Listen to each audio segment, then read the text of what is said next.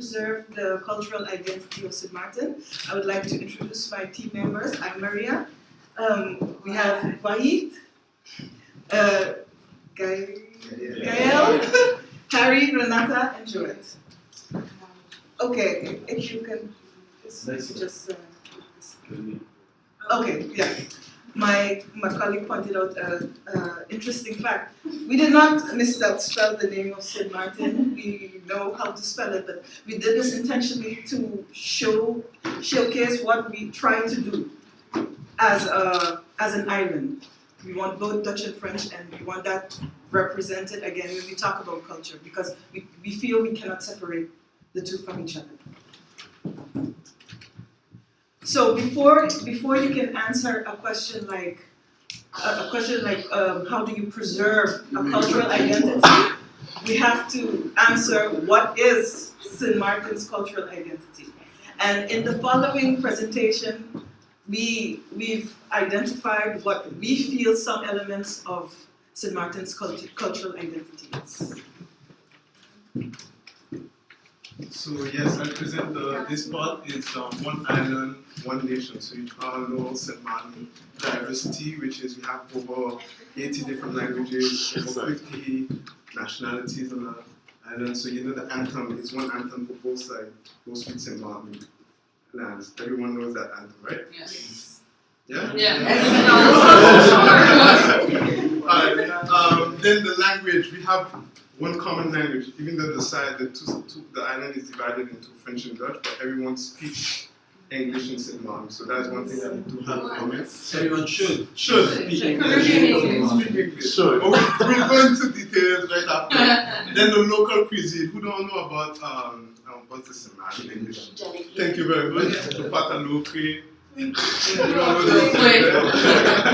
So that's a local thing we have on both sides as well. Our history, even though the island, like I said, divided in two, we still have one history. And we all know more, I hope so, that we know how the island has been divided, right? Well, there are different myths. How do you think? How it's told? How it's told? the tale. We know the tale. Yeah. You guys know the tale, right? Everybody knows the tale. What's the tale? A Dutch and a Frenchman raced across the island. The Dutchman got drunk. Yes. And he ran less than the Frenchman did. Okay. Yes. So that's the Based on that. And when they met again, they drew the line. Yes, that's the Doesn't make sense, man. Yeah. One more thing, we have also one common slavery history as well. Don't need to go into details of that, right? Yeah. No. I think that it's interesting the fact that French said slavery was Abolished. abolished before, and that Dutch said slaves used to go to the other side to. But it would be interesting to know if French said people had to give back the slaves if they figured they were Dutch. It would be interesting to know more about how. That would be interesting. And that's it. It's a good idea. Interesting. Yeah. On the event. Okay, yeah. Okay. Next. So then we've moved on to present what we feel are elements in order to preserve. So now that we've identified what are some of the common points of what joins us as a nation, now we want to talk a little bit about what we feel we can do to preserve that. And that's at first become one of us. We have a lot of nationalities that come to St. Martin and want to live. And then you have a naturalization law, actually, that should be in place, we think. And in that law, we should have that they should be able to speak English on a certain level. And since we picked English as a common language, French and Dutch side, we decided then on Cambridge Advantage B2. That's just an idea. Yeah. And then you also have Ancom 2. And then we also have teachers that can also share all the information about culture, but mostly they come from abroad. We don't have a lot of local teachers. So the teachers that come from abroad, they also need to go through a naturalization program, we think. At a higher level. At a higher level, because they need to teach it to the students, the children that are coming up. So that's why we think then put this in place. The teachers should know about our history. Our Yeah, history. because we were always Yeah. suggested we own St. Martin as Yeah. teachers. Yeah, But but it's Yeah, also, but- it's not always, and we also say, it's important that foreigners coming in, they tend to not think about our culture, Yeah, not think that's about our true. history.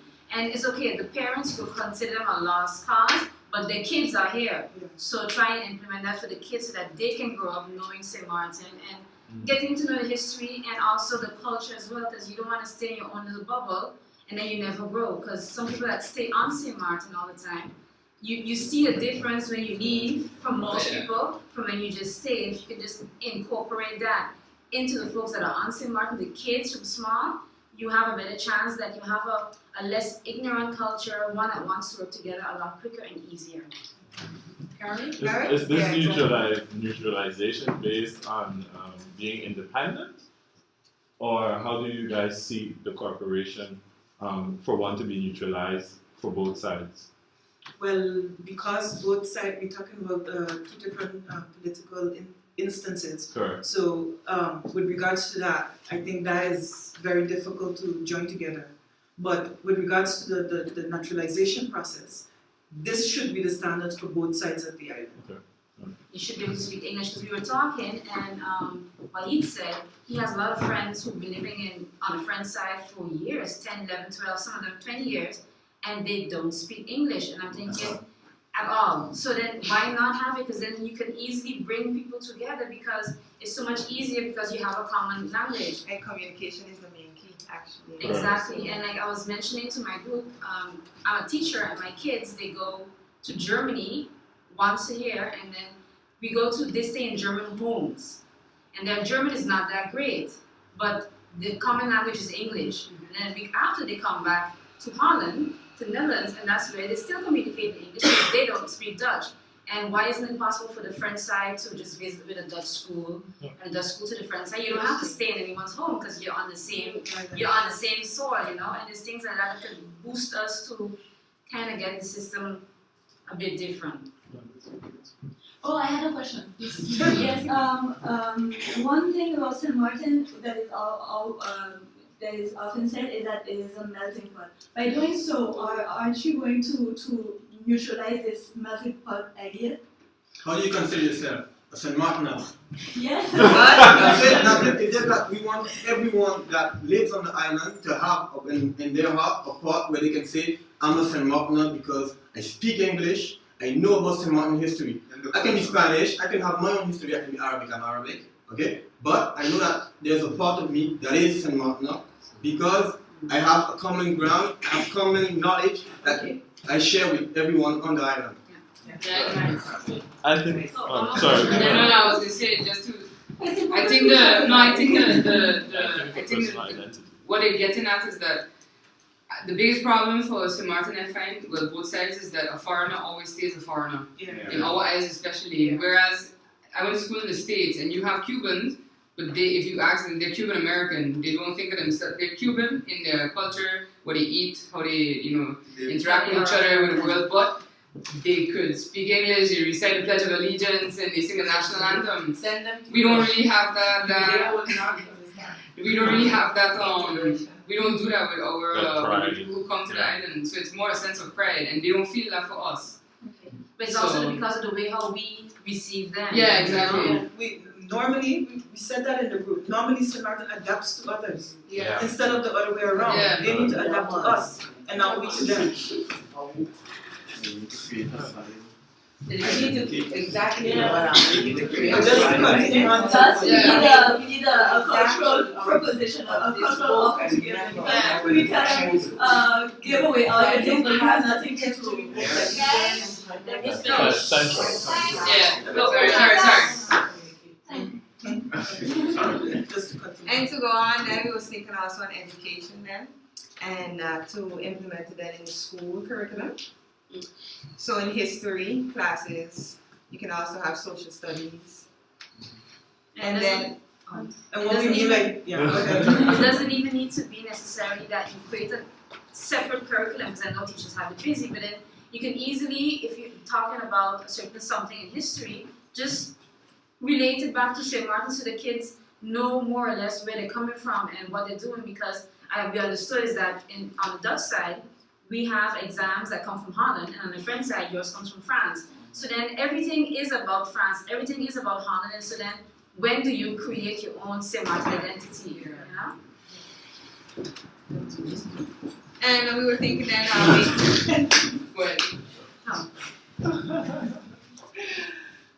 also have TV programs about the history of St. Martin, because a lot of us do not know our history. For example, wanted to locate the whole story. Who knows the that we story have a of statue also on the island You know of wanted to locate. I heard half a story after the second went up. Can you explain the story to us? Yeah. Oh, actually, yeah, I know the story, but actually I learned it because when I was in primary school, we did a play about one today little kid's story. Well, she was a slave in Dutch side, and she actually wanted to escape from the Slave master. from her slave master. Well, she tried once, and they found her back. So to punish her, they cut out one of her breasts, and she still didn't want to stay, so she tried again, and she actually they succeeded. And a legend says that she actually lived on the highest mountain of the site, and that's the story. About scenery. So you're saying that, for example, that a program about wanted to locate as an educational program for children. And other such Yeah. And also for grown-ups. And then you have Oh Sweet St. Martin Land. We all Does everybody know the song? Yeah. It's 12 verses. It's 12 verses. And before, a while back, we used to actually sing it once a week at school. Yeah. Now we don't do it anymore. So maybe that we bring that back, that it's in everything. So also for sports, when you do sports, for carnival, that the song always comes back because it's a song that's on the French side and on the Dutch side. And St. Martin's history, we thought you have Black History Month. We start then with the week, see how that goes, and then we go to St. Martin History Month. We heard people saying about why do two carnivals. I mean, St. Martin is about diversity, so we can keep this diversity, but still create an event that reunites people. And what is the best day? I mean, it's the 11th of November. So we can start with that day and do a week, and it will be a St. Martin's week. And then we will create activity to reunite both French side and Dutch side, and to have them know about their culture, their history. Because like right now there was we were talking about it just the other day on yesterday I think it was in St. Martin. They had like a march for primary school kids. So they wore red, white, blue. But then they marched and then they stopped and then they went back to school. But then there wasn't, for my cousin, there wasn't any talk about why we did the march. What is St. Martin's Day? You know, and things like that to bring it back in. You start with the kids, because you start with them, they don't know anything better. And they bring it home. They bring it home and they go from educate there. their parents. Sure.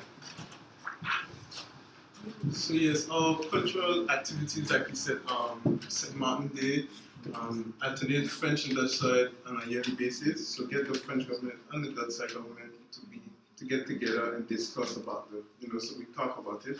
Cultural wise, not the problem, the politics problem, mostly on the cultural wise, what we can do together.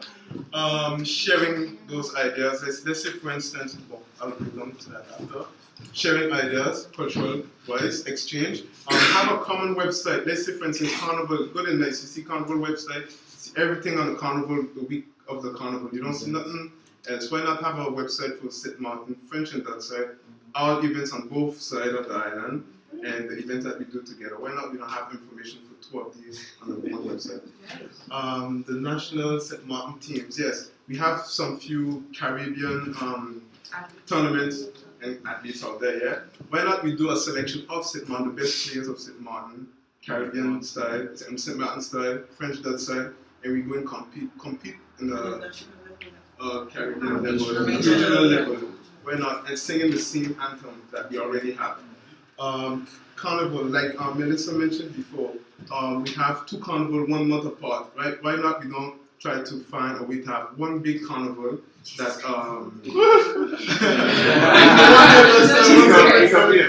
Like a month of shutdown. no,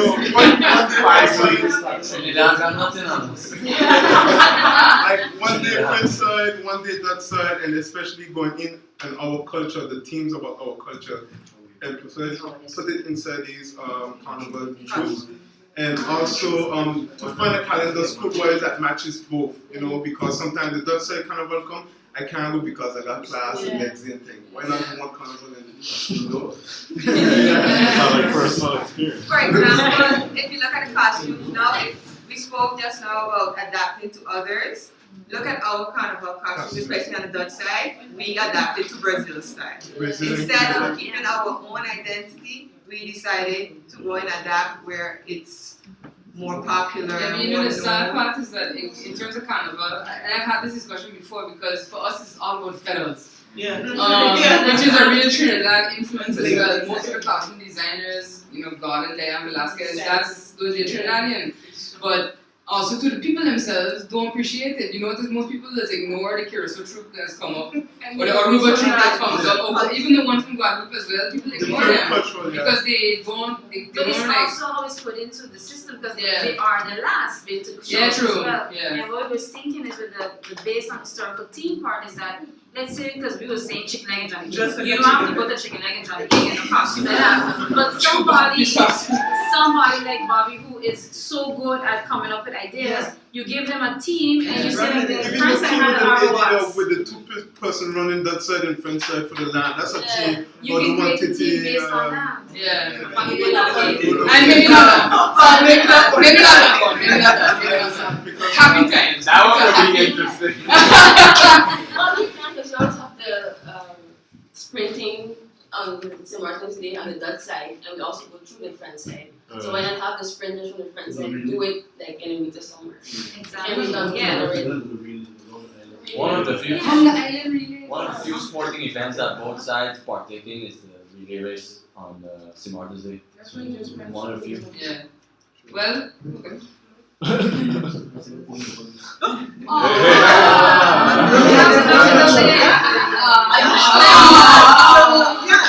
basically,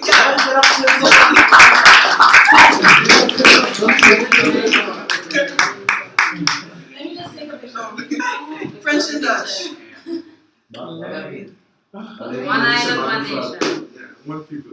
One nation. Alright,